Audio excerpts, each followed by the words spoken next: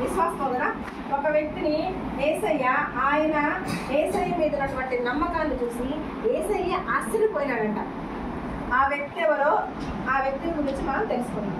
మన పాఠం పేరు ఆశ్చర్యపరిచే విశ్వాసం. ఏం పేరు? ఆశ్చర్యపరిచే. ఎవరిని ఆశ్చర్యపరిచిందంట?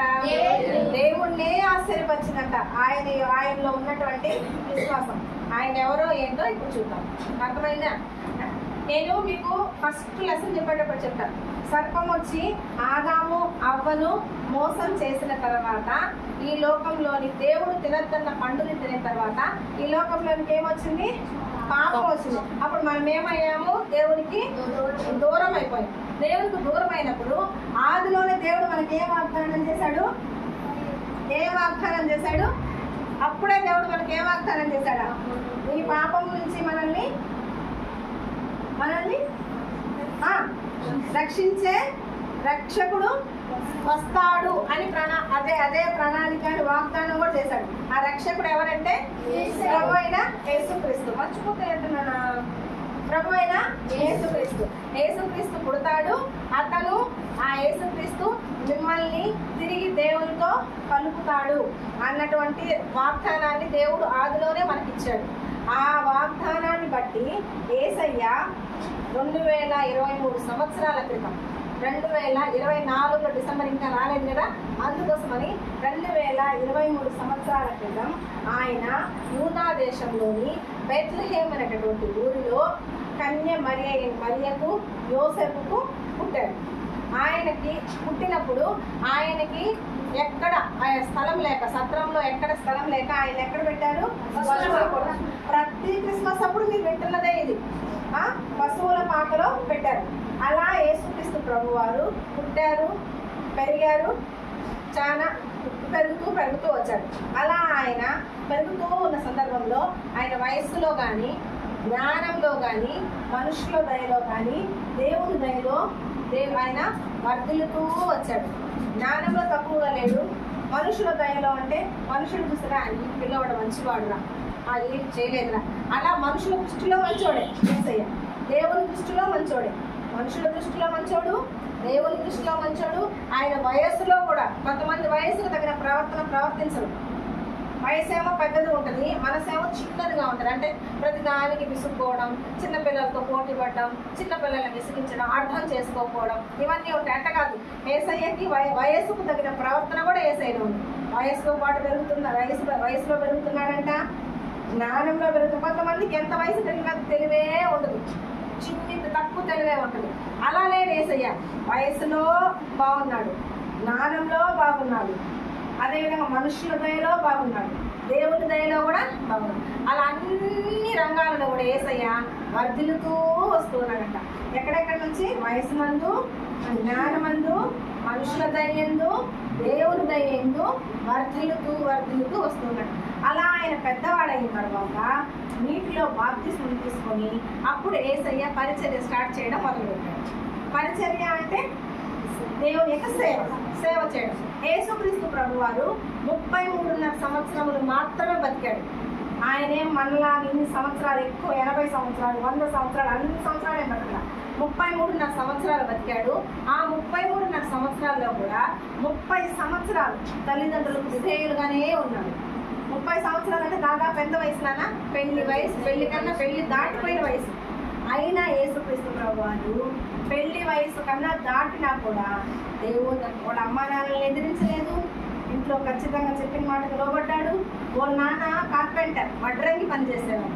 వాళ్ళ నాన్నకు పనిలో సహాయం చేశాడు. కానీ మీరు 8వ తరగతికి వస్తే చాలు అమ్మోడు మాట వినరు, అమ్మోళ్ళని ఎదిరిస్తారు.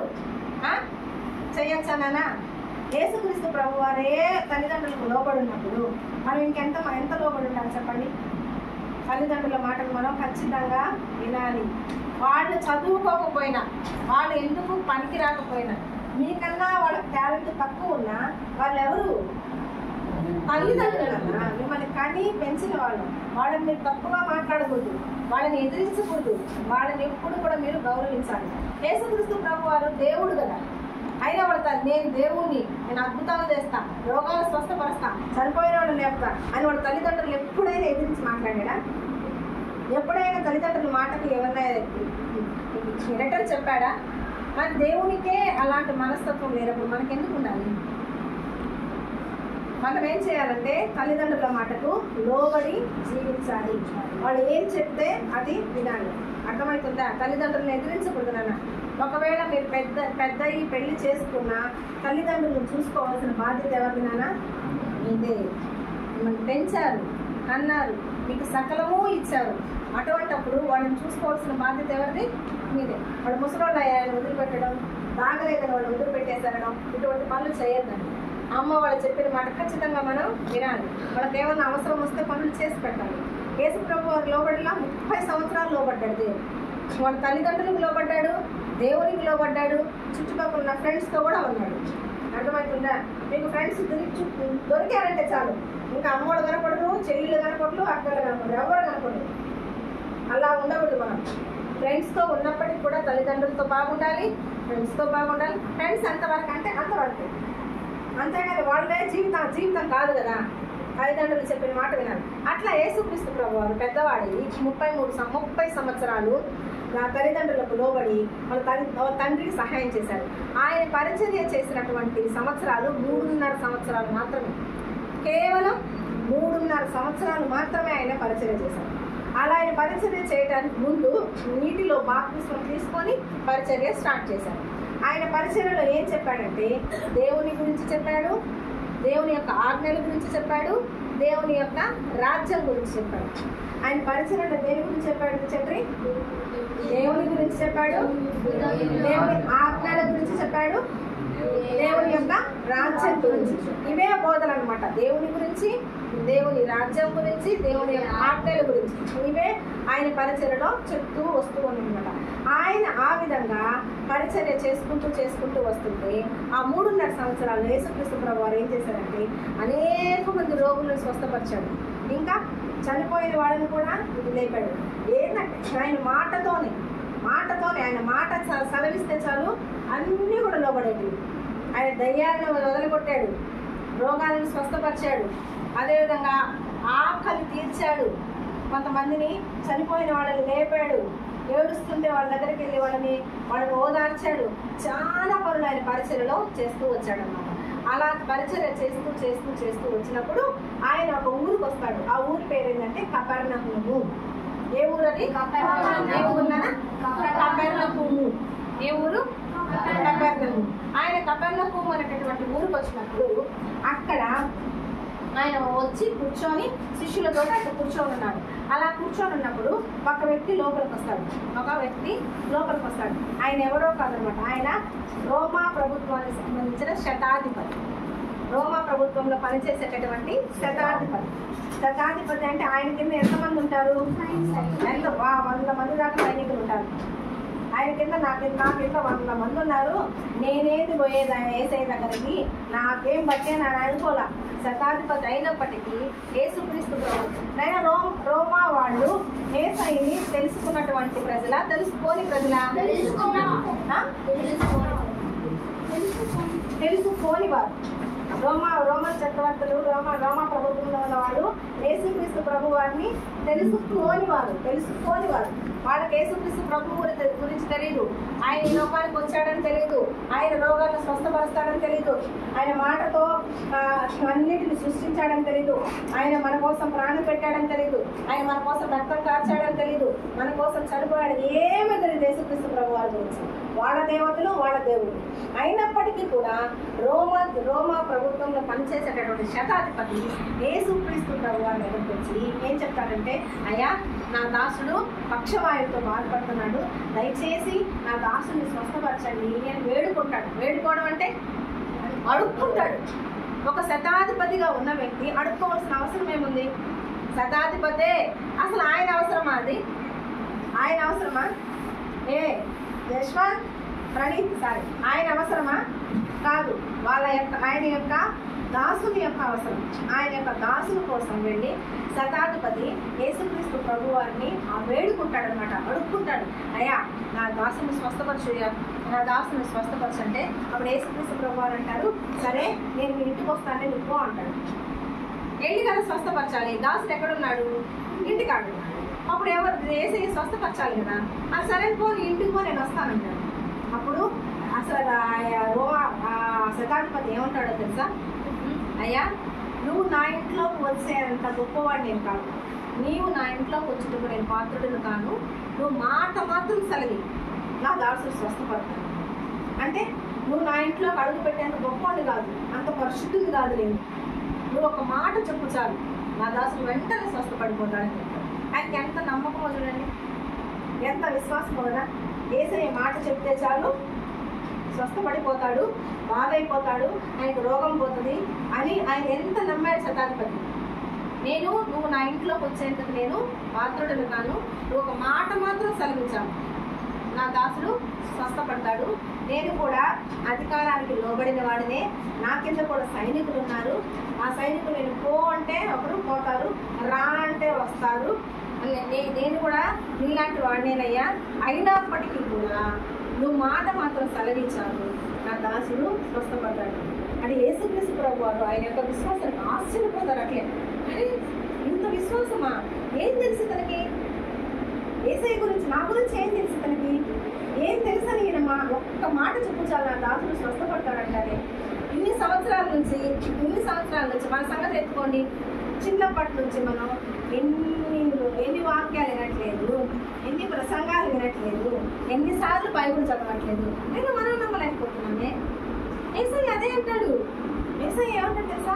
ఆయన విశ్వాసానికి ఆశ్చర్యపోయి అక్కడున్నటువంటి అనుచరులు అంటే ఎవరు శిష్యులతో అంటాడు, అక్కడున్న శిష్యులతో అంటాడు, దేవుని రాజ్యం గురించి చెప్తూ అంటాడు, దేవుని రాజ్యం గురించి చెప్తా అంటాడు, మరే ఇశ్రాయేలీయులు చిన్నప్పటి నుంచి తెలుసు, ఎప్పటి నుంచి తెలుసు ఇశ్రాయేలీలకి దేవుని గురించి, ఐగుప్తు బానిసత్వం కొన్ని వేల సంవత్సరాల నుంచి యేసయ్య గురించి తెలుసు.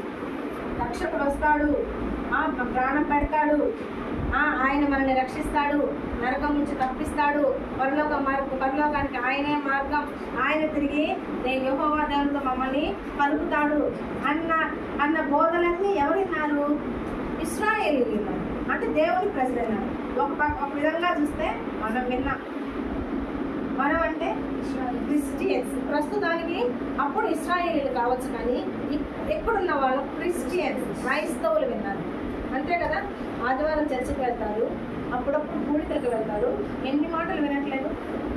యేసయ్య నిజమైన దేవుడు అని చెప్తున్నారు, మన కోసం రక్తం కాల్చాడని చెప్తున్నారు, సిలువలో ప్రాణం పెట్టారని చెప్తున్నారు. అవునా? ఆయన నమ్మితే ఆయన దగ్గరకు వచ్చి యేసయ్య నేను పాపే ప్రభువా, నా పాపాన్ని క్షమించు ప్రభువా, నా పాపాన్ని పరిశుద్ధ రక్తంలో కడుగు ప్రభువా, నన్ను పవిత్రపరచు ప్రభువా, మనం నీ బిడ్డగా చేసుకో ప్రభువా అంటే దేవుడు ఖచ్చితంగా మన పాపాలు క్షమించి నీ బిడ్డగా చేసుకుంటాడని ఎన్నిసార్లు విన్నాము, ఎన్నిసార్లు వినలేదు. మనం లోబడ్డామా? శతాధిపతి వినుంటాడా? ఒక్కసారైనా వినుంటాడా? ఒక్కసారైనా చర్చికి వెళ్ళి ఉంటాడా? ఎప్పుడో ఎవరో అని ఉంటాడు, యేసయ్య స్వస్థపరుస్తాడంట అని ఎవరో అని ఉంటాడు. లేదంటే కెఫర్నహూముకు వచ్చినప్పుడు యేసయ్య స్వస్థపరుచుంటాడు చూడు, అది ఆయన చూసుంటాడు కదా, అది చూసుంటాడేమో, ఎవరినైనా స్వస్థపరిస్తే విన్నాడేమో. మరి ఒక్కసారికి ఆ 2 సార్లకే శతాధిపతి యేసయ్యని అంతగా నమ్మినప్పుడు, ఇన్నిసార్లు వాక్యం నీకు వినపడుతున్నప్పుడు నమ్మకపోతే ఎలా ఉంటుంది కదా? ఒక్కసారి 2 సార్లు విన్నటువంటి శతాధిపతి నువ్వు మాట చెప్పయ్యా చాలు నా దాసుడు స్వస్థపడతాడని అంత నమ్మకంతో చెప్పినప్పుడు, సంవత్సరాల తరబడి, రోజుల తరబడి, వారాల తరబడి మనం వింటున్నా సరే మనలో మార్పు రాకపోతే, మనం కఠిన హృదయం, మనలో చూసి దేవుడు ఆశ్చర్యపోతాడా? శతాధిపతిని చూసి ఆశ్చర్యపోతాడా? ఎవరిని చూసి ఆశ్చర్యపోతాడు? దేవుడు మనల్ని చూసి ఆశ్చర్యపోతాడు. ఒరే నాయన, ఎన్ని సంవత్సరాల నుంచి మీకు వాక్యం వినిపిస్తున్నారా, ఎన్ని సంవత్సరాల నుంచి రక్షణ గురించి చెప్తున్నారా, ఒక్కడైనా మారుతున్నాడా? ఒరే ఏదిరా ఈ బాధ అంటాడు. అదే కెఫర్నహూము గురించి కూడా దేవుడు అదే అంటాడు, కెఫర్నహూమా నీలో నేను చేసిన అద్భుతాలు వేరే దగ్గర చేస్తుంటే వాడు మారు మనసు రక్షణ పొంది ఈ పాటికి పరలోకంలో పెట్టుకునేవాళ్ళు, మీకు వినిపించినటువంటి వాక్యాలు అదే దేవుడు నమ్ముకొని వాళ్ళ దగ్గర చెప్తే వాళ్ళ దగ్గర పుట్టుకు నమ్ముకుంటాం. మేము పుట్టుకతో క్రైస్తవులం కాదు, నేను నమ్ముకుని చెప్తున్నాను, మేము క్రైస్తవులం కాదు. మేము హాస్టల్లో దేవుని యొక్క వాక్యం వింటే యేసు ప్రభు నిజమైన దేవుడు అని మీలాగా VVSలకు వచ్చి కూడా మేము నమ్ముకోవాలి. వెళ్ళలేదు నాన్న, డిగ్రీలో చదివేటప్పుడు హాస్టల్లో ఎవరో చెప్తే విని అదే యేసయ్య నిజమైన దేవుడా, నిజమే కదా, ఈయనకి నిజమైన దేవుడికి ఉండవలసిన లక్షణాలు డోలా నిజమైన దేవుడికి ఉండాల్సిన లక్షణాలన్నీ ఉన్నాయి అని చెప్పి మారు మనసు రక్షణ పొందాం. మరి మీరు చిన్నప్పటి నుంచి వింటున్నారు, సండే స్కూల్స్కి వస్తున్నారు, పాటలు పాడుతున్నారు. మరి మీరు మారు మనసు రక్షణ పొందకపోతే దేవుడు మిమ్మల్ని చూసి బాధపడతాడా? ఇప్పుడు శతాధిపతిని చూసి బాధపడతాడు. కాబట్టి మనం కూడా యేసయ్యని నమ్ముకుందాం, ఆయన్ని విశ్వసిద్దాం. యేసయ్య తప్ప నీ అవసరాలు తీర్చేవాడు ఎవరన్నా ఉన్నారా? యేసయ్య తప్ప నేను పరలోకానికి చేర్చేవాడు ఎవరన్నా ఉన్నారా? యేసయ్య తప్ప నేను రక్షించేవాడు ఎవరన్నా ఉన్నారా? ఎవ్వరు లేరు. అటువంటిప్పుడు మరి ఎందుకు వెనకాడుతున్నారు? యేసయ్య బట్టి యేసయ్యని సొంత రక్షకుడు ఎందుకు అంగీకరించట్లేదు? ఎందుకు మారు మనసు పొందలేకపోతున్నాను? అన్నీ తెలిసి కూడా మీ పాపాలు ఎందుకు ఒప్పుకోవట్లేదు? అది మీకే వదిలేస్తుంది, మీకే క్వశ్చన్. ఆ రోజు శతాధిపతి అంటాడు, నీ విశ్వాసాన్ని నేను చూశాను, నీ దాసుడు స్వస్థపడి ఉంటాడు, నువ్వు వెళ్ళి నీ దాసుని చూడో, ఖచ్చితంగా ఆయన నీ విశ్వాసం నీకు స్వస్థపరుస్తుంది అని చెప్పాను. హ్యాపీగా నువ్వు సమాధానంగా వెళ్ళు, నీ దాసుడు స్వస్థపడి ఉంటాడు అని చెప్పాను. వెంటనే ఏం చేశాడు శతాధిపతి? అది నమ్మి వెళ్ళిపోతే అదే క్షణాన్ని కూడా దాసుడు కూడా స్వస్థపడి ఉంటాడండి. అప్పుడు అలా అంటాడు దేవుడు, ఈ శతాధిపతిలో ఉన్నటువంటి విశ్వాసానికి దేవుడు ఆశ్చర్యపోతాడు. కాబట్టి మనం కూడా ఆ శతాధిపతిలాగా గొప్ప విశ్వాసాన్ని యేసయ్యలో కలిగి ఉండి మనం కూడా అనేకమైన మేలు, అనేకమైన స్వస్థతలు పొందుతాం కదా. యేసయ్యని నమ్ముతారా? ఎందుకోసం నమ్ముతారు? విశ్వాసం. ఇంకా ఎందుకోసం నమ్ముతారు? యేసయ్య ఏం చేస్తారని నమ్ముతారు? ఎందుకోసం నమ్ముతారు? ఇది ఈజీగా ఉంది. పరలోక రాజ్యం కోసం నమ్ముతారు. ఇంకెందుకోసం నమ్ముతారు? మన అవసరాలన్నీ తీరుస్తారని నమ్ముతారు. ఇంకేం నమ్ముతారు? తోడైనాడని నమ్ముతారు. ఇంకా మారు మనసు రక్షణ ఇస్తారని నమ్మాలి, ఆయన పరలోకానికి చేస్తాడని నమ్మాలి. అర్థమైందా? ఎవరు చెప్పినా, నేను చెప్పినా, ఇంకొకరు చెప్పినా, ఎవరు చెప్పినా ఒకటేనా, మీ పాపాలని మీరు యేసుక్రీస్తు ప్రభు దగ్గర ఒప్పుకొని విడిచిపెట్టి మారు మనసు రక్షణ పొందితే పరలోకం, లేకపోతే హ్యావ్ టు డిసైడ్ నరకమా పరలోకం. ఓకేనా? 3 days వీడియోస్ విన్నారు కదా. దేవుడి గురించి ఏమేమి విన్నారు చెప్పండి. దేవుడు ఎటువంటి వాడని విన్నారు? గొప్పవాడని విన్నారు. ఆయన రోషన్, ఆయన ఎటువంటి వాడని విన్నారు చెప్పండి. ఒక్కొక్క పాయింట్ చెప్పండి. ఇంకా రక్షకుడు అంటున్నాం, రక్షకుడా. నెక్స్ట్, దేవుడు ఎటువంటి వాడనా? దయగలవాడు. ఆయన దయను మనం పొందుకుంటున్నామా? ఆయన దగ్గరికి వెళ్ళి ప్రతిదినము వేడుకుంటే ఆయన దయను మనం పొందుకుంటాం. ఇంకా ఆయన కృపగలవాడు. ఏ సమస్య వచ్చినప్పటికీ కూడా పంపించండి, అయిపోయింది. ఏ సమస్య వచ్చినప్పటికీ కూడా దేవుణ్ణి మనం వేడుకుంటే ఆయన మన మీద రావాలి. వచ్చేయండి,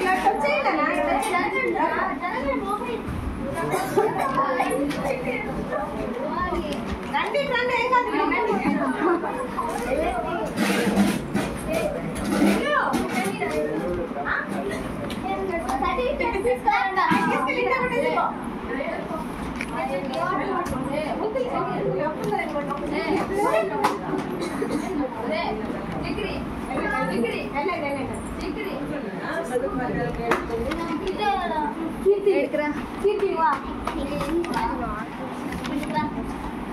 ఏం కాదు. ఆశ్చర్యపరచలేదు. నేను చదువుతున్నాను.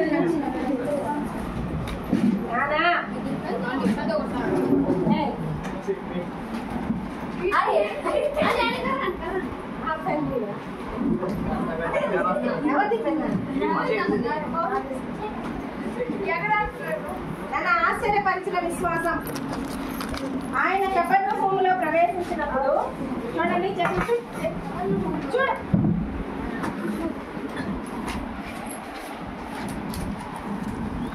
నేను చదువుతున్నాను. మీకు చదువచ్చు, నాతో పాటు చదువుకుంటే వెళ్ళిపోండి. దాన్ని వాళ్ళ కోసం చదువుతున్నాం. ఆయన కపెర్నహూములో ప్రవేశించినప్పుడు ఒక శతాధిపతి ఆయన యొద్దకు వచ్చి, ప్రభువా, నా దాసుడు పక్షవాయువుతో మిగులు బాధపడుచు ఇంట్లో పడి ఉన్నాడని చెప్పి ఆయనను వేడుకొనెను. ఇందాక చెప్పాను నేను, శతాధిపతి వచ్చి ఆయన్ని వేడుకుంటాడు. ఏసేమంటాడు, నేను వచ్చి వాడిని స్వస్థపరచదును అతనితో చెప్పాను, అతనితో చెప్తాడనమాట. ఆ శతాధిపతి నువ్వు చదవక ఆడపిల్లలు కూర్చోబెట్టాలి.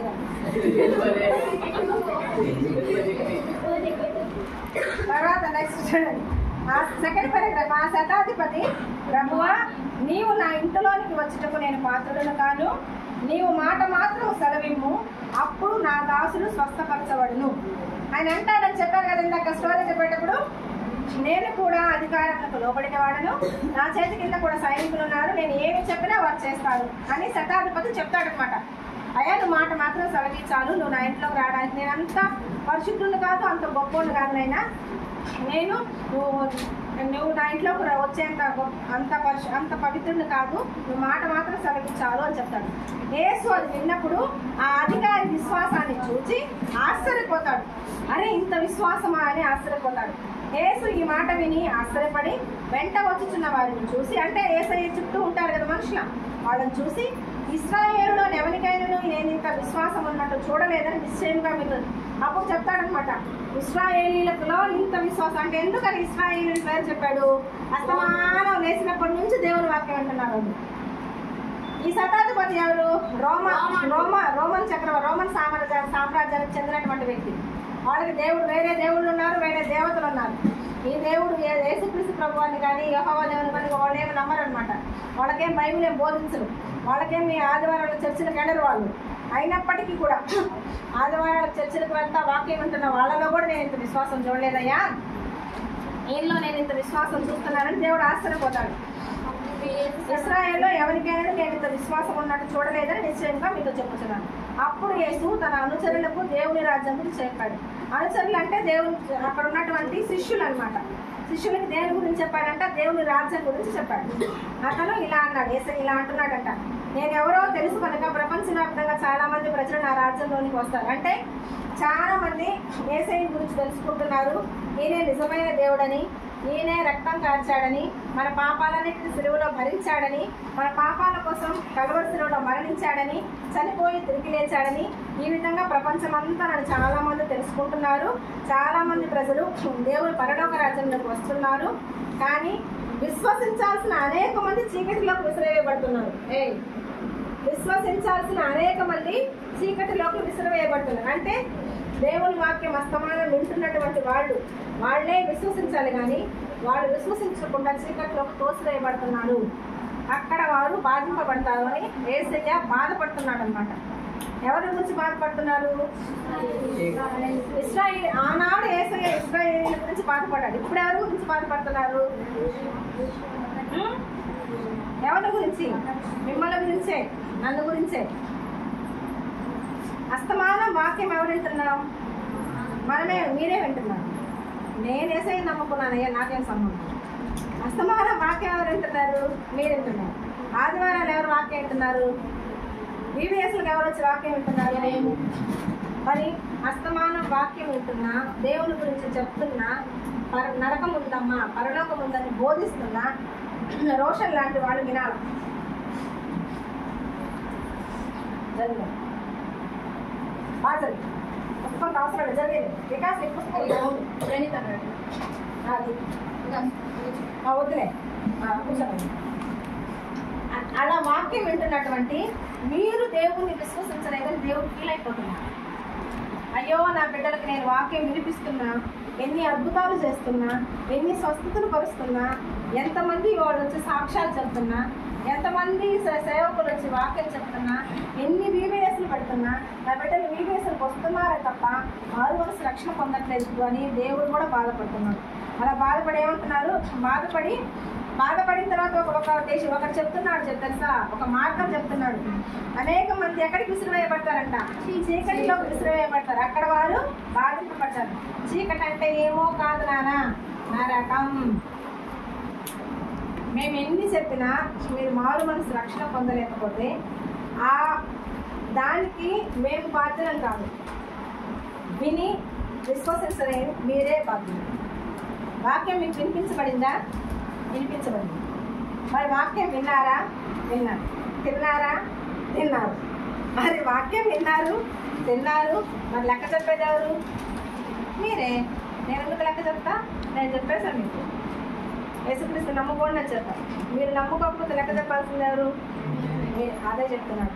ఇశ్రాయేల్లో ఎంతమంది వాక్యం వింటున్నారు, కానీ వాళ్ళు నమ్ముకోకుండా విశ్వసించాల్సిన అనేక మంది అసలు విశ్వాసంలో ఉండాల్సిన వాళ్ళు విశ్వసించట్లేదని చెప్తున్నారు. అంతటా యేసు, ఇక వెళ్ళుము స్పర్జన్, ఇక వెళ్ళుము, నీవు విశ్వసించిన ప్రకారం నీకు అవును కాక అని శతాధిపతితో చెప్పాడు. శతాధిపతితో ఏం చెప్పాడు అని యేసయ్య? నీవు విశ్వసించిన ప్రకారం నీకు అవును కాక అని చెప్పాడు. ఏం చెప్పాడు? అంటే నువ్వు ఏం విశ్వసిస్తావు, ఎంత విశ్వసిస్తావు? దేవుడు రక్షిస్తాడని విశ్వసిస్తావా? నేను రక్షిస్తాడు. దేవుడు నాకు ఎగ్జామ్స్లో హెల్ప్ చేస్తాడని విశ్వసిస్తావా? హెల్ప్ చేస్తాడు. దేవుడు నీ కష్టం నుంచి నేను బయట వేస్తాడని విశ్వసిస్తావా? విశ్వసిస్తాడు. నువ్వు చైర్లో ఎక్కి కూర్చుంటే ఇరిగిపోదని ఎట్ట నమ్ముతావు? బస్సులో ఎక్కి కూర్చుంటే బస్సు డ్రైవర్ని గమ్యస్థానానికి తీసుకెళ్తాడని నువ్వు ఎంత నమ్ముతావో యేసయ్యని కూడా నువ్వు అంత నమ్మాలి. నువ్వు ఎంత నమ్మితే అంత కార్యం నీ జీవితంలో చేస్తావు. నువ్వు ఇంత నమ్మితే ఇంతే కార్యం చేస్తావు, ఇంత నమ్మితే ఇంత కార్యం. ఎంత నమ్ముతావు అంత కార్యం చేస్తావు. నీ పాపాలను రక్షించడానికి యేసుక్రీస్తు ప్రభువు చనిపోయారు, దాన్ని రక్షిస్తాడని నమ్మితే రక్షింపబడతావు. నేను ఎగ్జామ్స్లో కష్టపడుతున్నాను, నాకు దేవుడు తెలివిచ్చి నన్ను నెంబర్ 1గా నిలబెట్టాడని నమ్మితే నువ్వు దేవుడు నిలబెడతావు. నువ్వు నమ్మలేదంటే నీకే నష్టం. నమ్మిన వారు రక్షింపబడదురు, నమ్మని వానికి శిక్ష విధించబడదు. బైబిల్లో ఉంది. నమ్మితే రక్షణ, నమ్మకపోతే శిక్ష. రెండు మీ ముందే పెట్టాం. బీపీఎస్లో రాసుకోవచ్చు కదా, ఇది రెండు మీ ముందు పెట్టున్నాం. నమ్మితే రక్షణ, నమ్మకపోతే శిక్ష. నమ్మితే పరలోక రాజ్యం, నమ్మకపోతే నరకం. ఈ రెండిట్లో మీరు ఏం డిసైడ్ చేసుకుంటారో మీ చేతుల్లోనే ఉంది. మీరు మంచిది డిసైడ్ చేసుకుంటే మంచిగా ఉంటారు, చెడ్డది డిసైడ్ చేసుకుంటే నరకంలో కాలాల్సి వస్తుంది అన్నమాట. అలా యేసయ్య చెప్తున్నాడు ఏమని? ఇక ఇళ్ళు నువ్వు విశ్వసించిన ప్రకారం నీకు అవుతుంది అని చెప్తాడు. యేసు అధికారంపై విశ్వాసం ఉంచడం, ఆయనను నమ్ముకోవడం వల్ల మన ఉద్దేశంలో భాగమై ఉండాలి. అంటే దేవుని యొక్క అధికారాన్ని కానీ మీరు నమ్మితే, విశ్వసిస్తే మీ పట్ల దేవునికి ఉన్నటువంటి ఉద్దేశాన్ని దేవుడు నెరవేరుస్తాడని మీరు నమ్ముతారు అని. యశ్వంత్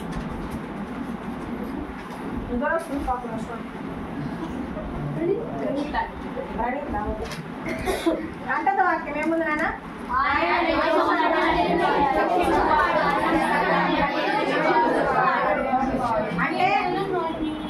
అంటే అర్థం ఏంటంటే ఆయన నీ దోషములన్నింటినీ క్షమించువాడు, నీ సంకటములన్నింటినీ గుర్తించువాడు. ఆయన నువ్వు ఏ పాపం చేసావో, ఏ దోషం చేసావో వాటన్నింటినీ ఏం చేస్తాడంట? ఆయన ఎప్పుడు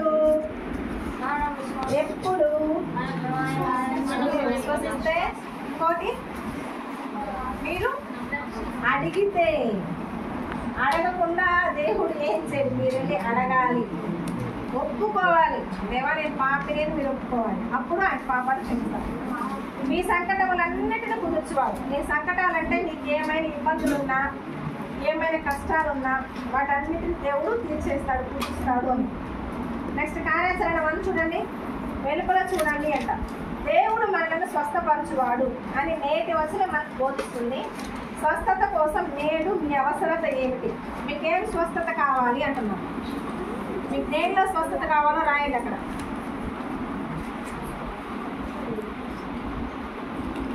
రాయదు రాజరత్నం పడుతుంది పెద్దపడి రాజరత్నం అయితే ఏమి రాయి? నువ్వు ఆ రోజు రాలాగా